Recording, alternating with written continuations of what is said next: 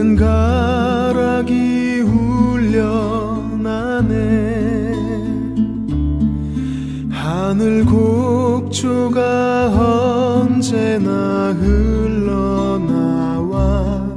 내 영혼을 고이 싸네.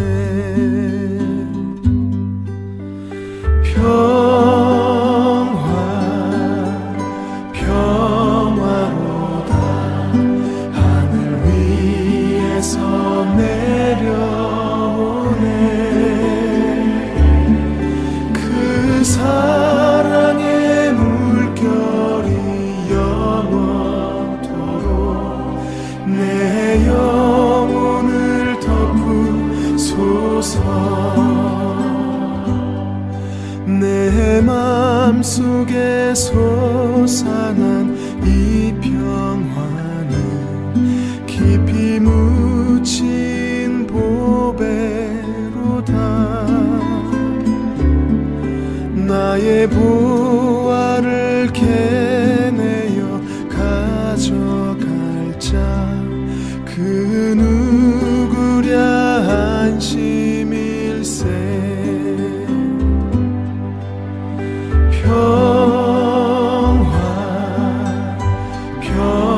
평화로다. 하늘 위에서 내려오네. 그 사랑의 물결이 영원토록 내 영혼을 덮으소서.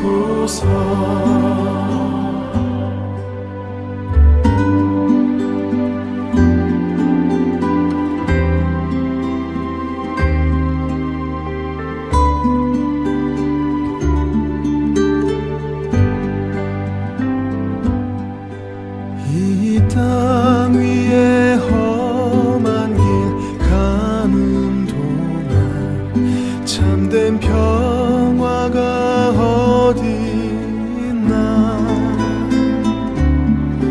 우리 모두 다 예수를 친구 삼아 참 평화를 누리겠네. 평화로다.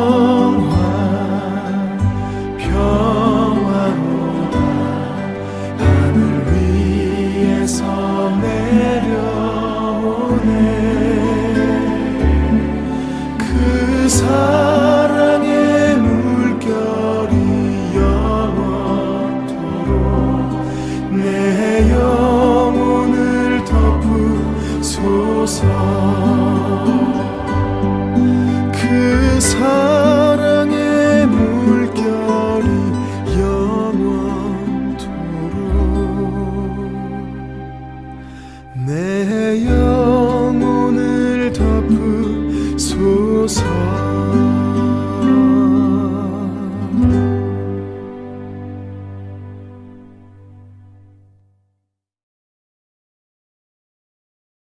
성결교회의 교리와 신앙에 관한 이야기를 마무리를 했고요. 오늘은 그 성결한 삶 중에서 우리의 경건 생활에 관하여 말씀을 나누도록 하겠습니다. 이 경건 생활은 하나님에 대한 우리의 경건 생활이라 할 수 있겠는데요.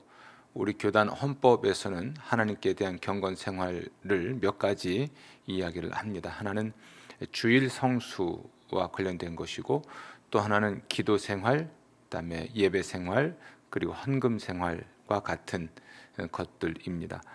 이런 여러 가지 중요한 우리의 경건 생활들을 이제 오늘부터 배우고자 하는데요. 이것을 통해서 우리가 영적으로 성숙할 수 있기 때문에 그렇습니다. 오늘은 영적 성숙을 도울 기본적인 헌신에 관해서 이야기를 좀 하려고 해요. 왜냐하면 이 영적 성숙이라고 하는 것은 하나님의 뜻이고 또 사도들의 기도였고 또 명령이었기 때문에 그렇습니다. 사도 바울은 골로새 교인들을 위해서 이렇게 기도했어요. 골로새서 4장 12절입니다. 그가 항상 너희를 위하여 애써 기도하여 너희로 하나님의 모든 뜻 가운데서 완전히 확신 있게 서기를 구하나니. 아멘. 그 완전하고 확신 있게 서기라고 하는 이 말이 바로 성숙이라 할 수 있겠죠. 하나님의 모든 뜻 가운데서 완전하고 확신 있게 서는 것, 이것을 우린 성숙이라고 할 수 있어요. 그래서 사도 바울은 골로새 교인들을 위해서 이러한 기도를 드렸고, 또 에바브라라고 하는 사람이 또 이러한 기도를 했다고 이야기를 하고 있는 겁니다. 또 에베소 교회에 보내는 편지에서 사도 바울은 이렇게 말을 합니다. 에베소 4장 14절 15절입니다. 이는 우리가 이제부터 어린아이가 되지 아니하여 범사에 그에게까지 자랄지니 그는 머리니 곧 그리스도라. 아멘.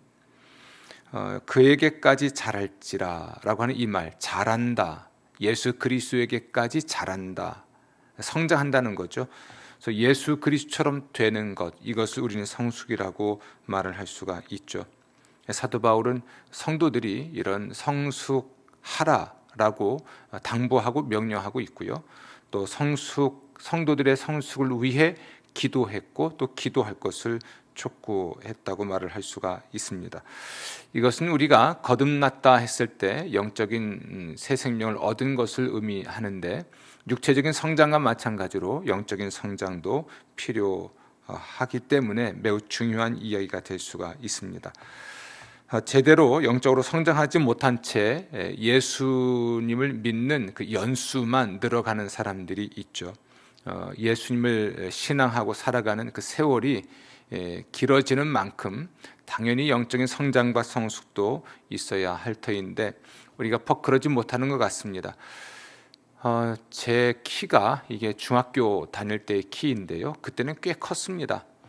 그런데 그 이후에는 성장이 멈췄어요. 어떤 사람은 뭐 군대 가서도 키가 큰다는데 제가 방위 6개를 하는 바람에 키 클 기회는 놓친 것 같습니다. 어쨌든 우리 육체적인 성장은 일정 시간이 되면 성장보다는 퇴화를 하는 시간들이 있는데, 영적인 성장은 그렇지 않습니다.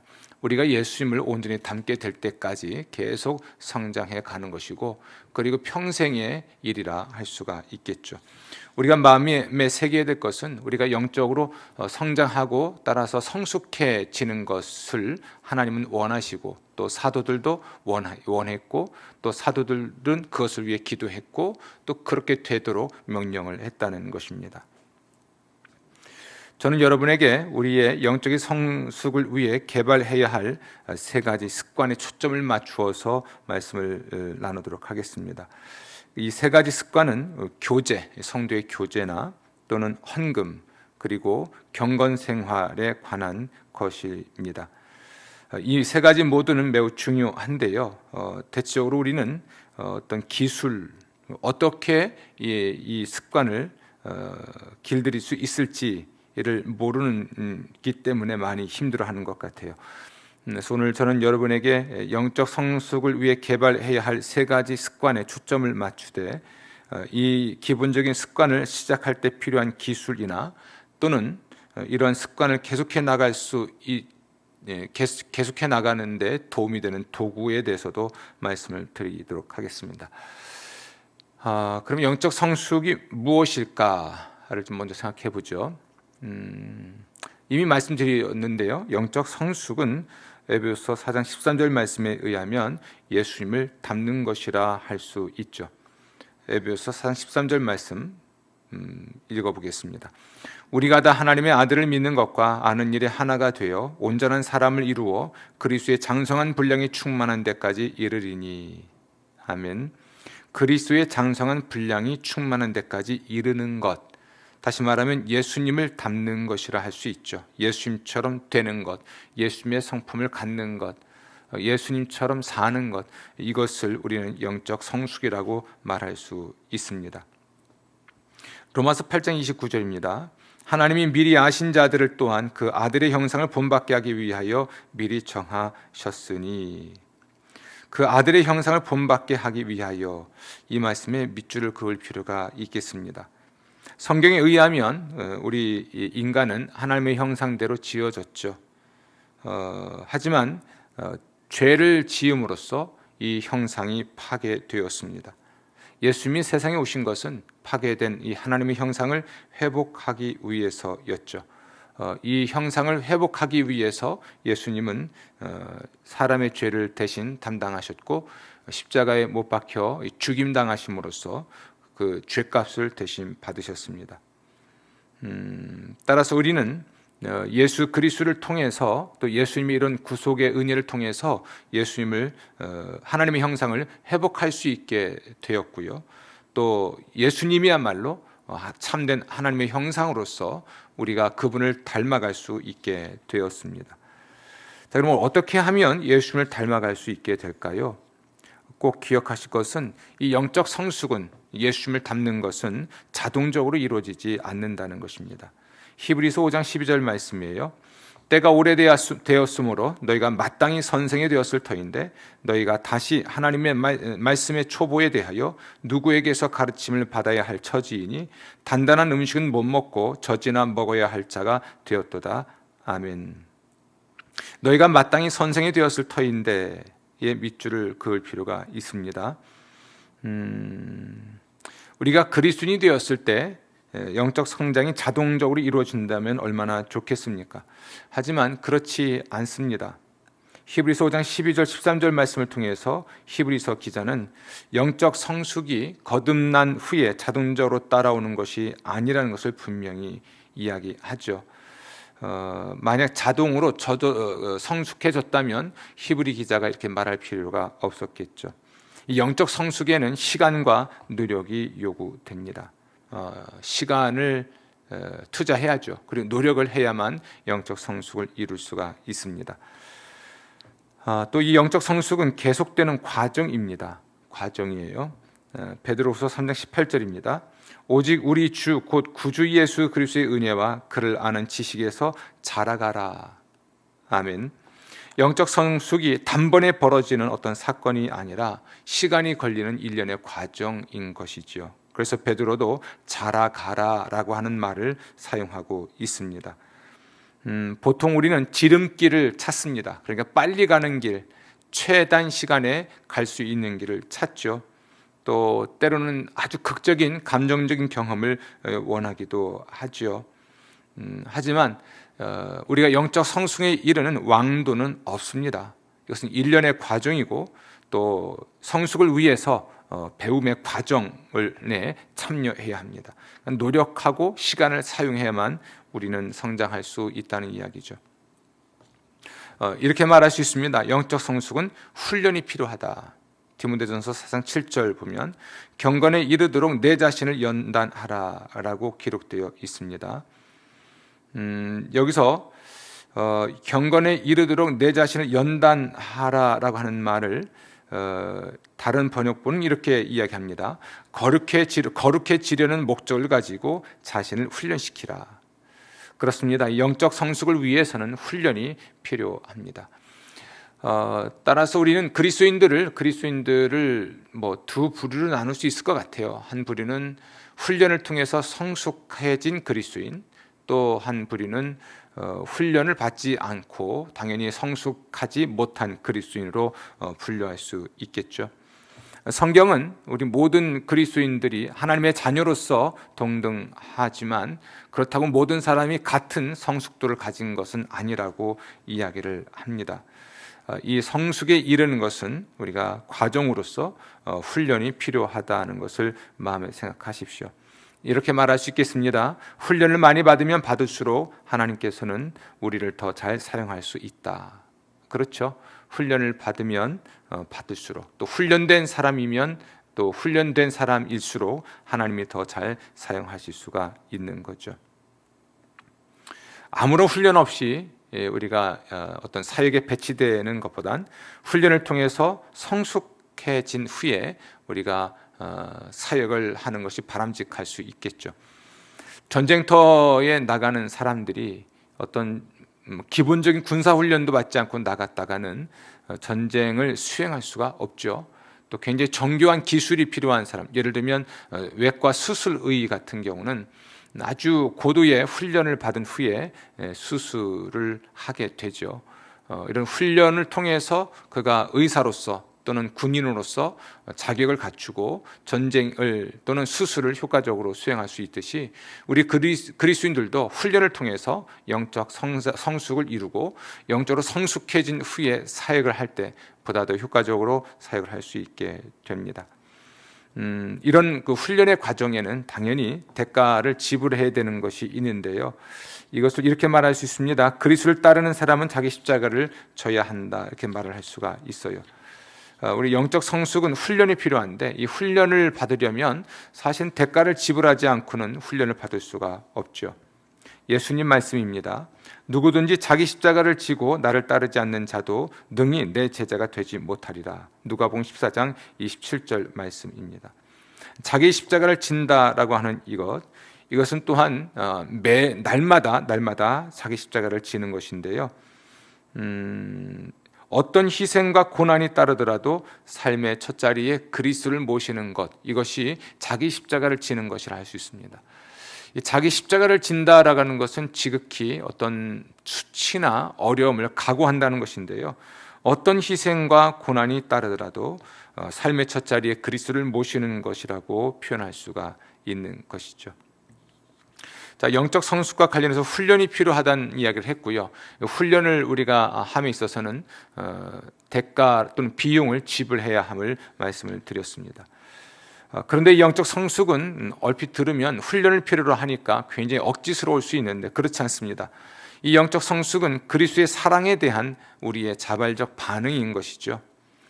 고린도후서 5장 14절 15절 말씀을 세번역 성경으로 읽으면 이렇게 읽을 수 있습니다.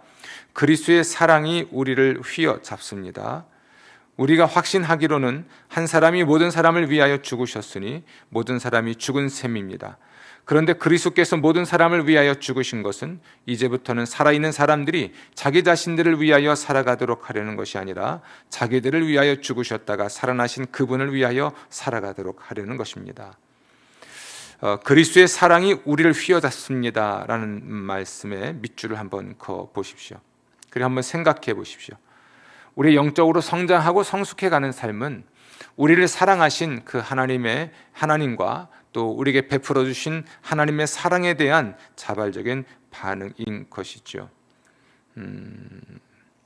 여러분, 그러므로 저는 여러분들이 이런 영적인 훈련을 통한 성숙함에 이르는 것을 책임감 있게 수행하시되, 특별히 우리가 받은 그리스도의 사랑, 또 하나님이 베푸신 하나님의 사랑을 좀 깊이 생각하면서 자발적으로 훈련에 임하고 또 성장해 갈 수 있기를 부탁을 드리겠습니다. 자, 이제 우리가 훈련해야 할 세 가지 습관을 하나씩 살펴보고자 합니다. 첫 번째 습관은 성도의 교제입니다. 요한복음 13장 34절 35절입니다. 내가 너희를 사랑한 것 같이 너희도 서로 사랑하라. 너희가 서로 사랑하면 이로써 모든 사람이 너희가 내 제자인 줄 아니라. 아멘. 서로 사랑하라 라고 하는 말씀에 밑줄을 한번 그어 보십시오. 예수님 안에서 우리 모든 교제의 핵심은 사랑이죠.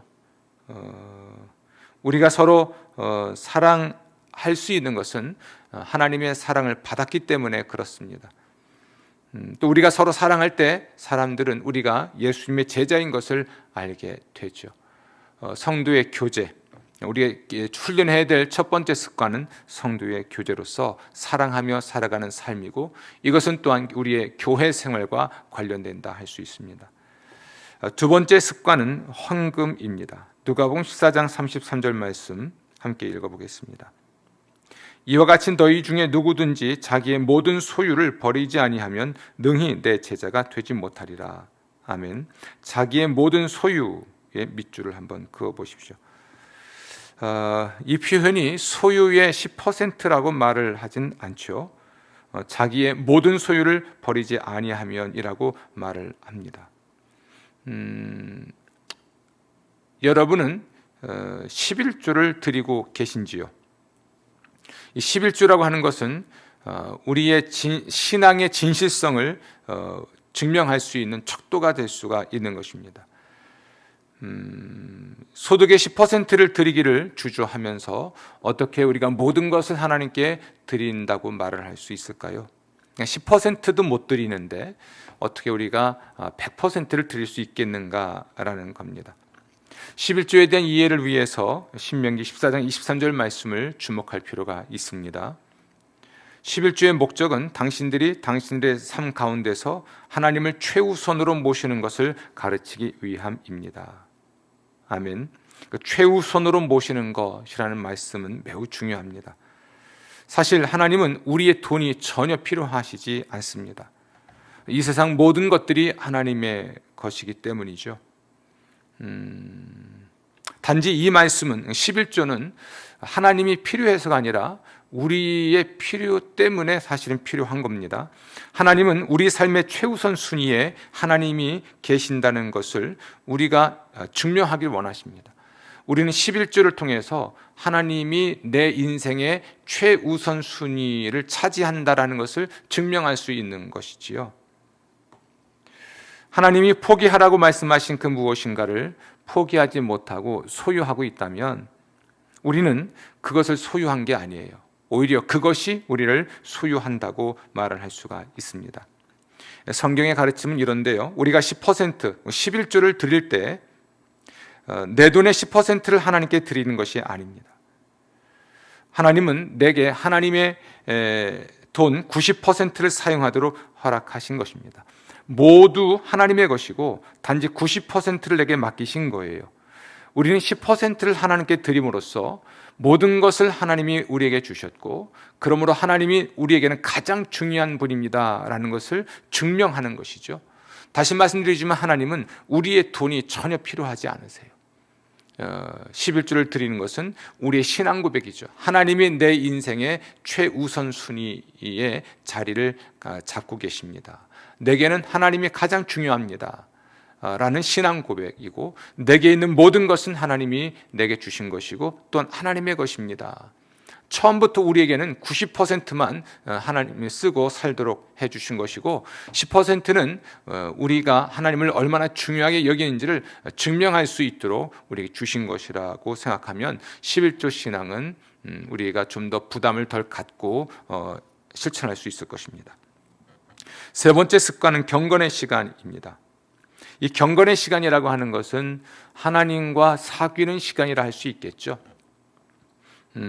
요한복음 8장 31절 32절입니다.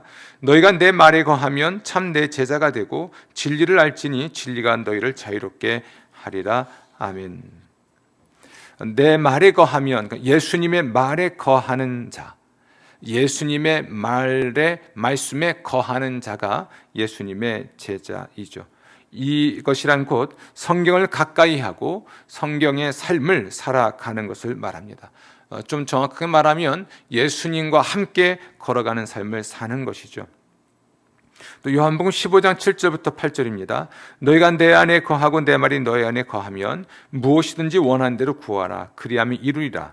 너희가 열매를 많이 맺으면 내 아버지께서 영광을 받으실 것이요 너희는 내 제자가 되리라.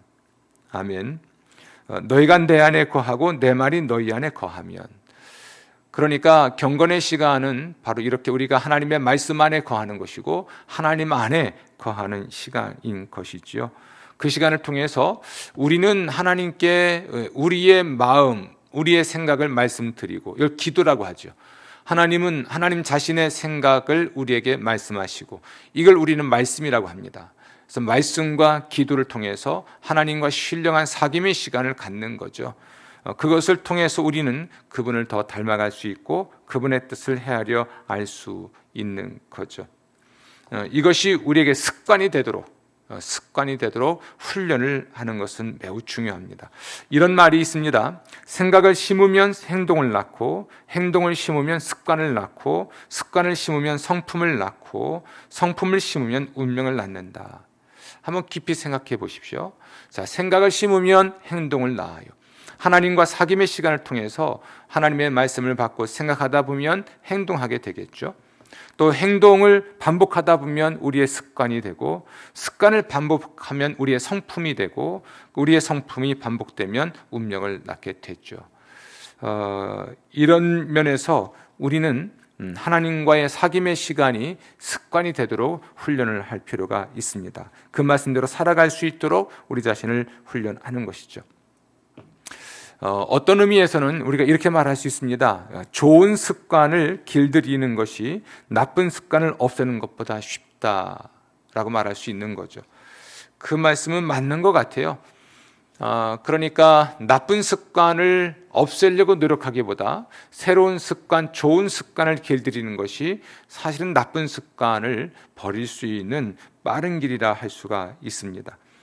우리가 좋은 습관을 길들이는 것, 그러니까 우리 영적 성숙을 위해서 필요한 세 가지 습관, 교제, 성도의 교제의 습관 또는 교회 생활의 습관과 헌금의 습관, 그리고 경건의 시간을 길들이는 경건의 시간을 갖는 습관, 이 세 가지 습관이 훈련을 통해서 이루어질 수 있어야 하겠죠. 우리가 훈련해야 될 이 습관에 헌신할 때 우리는 좀 더 예수님을 닮아갈 수 있게 될 것입니다. 로마서 12장 1절부터 2절입니다. 그러므로 형제들아, 내가 하나님의 모든 자비하심으로 너희를 구원하노니 너희 몸을 하나님이 기뻐하시는 거룩한 산제물로 드리라. 이는 너희가 드릴 영적 예배니라. 너희는 이 세대를 본받지 말고 오직 마음을 새롭게 함으로 변화를 받아 하나님의 선하시고 기뻐하시고 온전하신 뜻이 무엇인지 분별하도록 하라. 아멘. 이 세대를 본받지 말고, 그러니까 본받지 말아야 될 것이 있는 거죠. 그런 습관을 따르지 말고 너희 몸을 하나님이 기뻐하시는 거룩한 산제물로 드려라. 거룩한 습관을 훈련해라. 하나님이 기뻐하시는 삶을 살아라. 하나님이 기뻐하시는 삶의 방식을 훈련하라. 하나님의 방식대로 살아가라. 이런 권면의 말이라 할 수가 있습니다. 이제 저와 함께 구체적으로 세 가지 습관에 대한 말씀을 나눌 텐데, 그러기 전에 먼저 영적 성숙에 대한 말씀을 드렸습니다. 성결한 삶, 우리가 성령 세례 받고 우리 안에 있는 원죄를 정결하게 씻은 후에 우린 계속해서 예수님을 닮아가는 삶을 훈련하고 또 훈련을 통해 예수님을 닮게 될 텐데요. 이 세 가지 습관을 길들임으로 예수님을 닮을 수 있는 여러분 되시기를 주의 이름으로 기원합니다. 기도하겠습니다. 주여, 저희들이 예수님을 닮은 사람이 되게 하시옵소서. 예수님의 성품을 담고 예수님의 삶의 방식을 담고 예수님의 인격을 닮을 수 있도록 도와주옵소서. 예수님을 닮는 일을 훈련을 통해서 이룰 수 있게 하여 주옵소서. 좋은 습관을 길들이며 예수님을 닮은 자가 되고 이 세대 가운데 하나님의 사람으로 아름답게 세워지게 하여 주옵소서. 감사하옵고 예수님 이름으로 기도합니다. 아멘.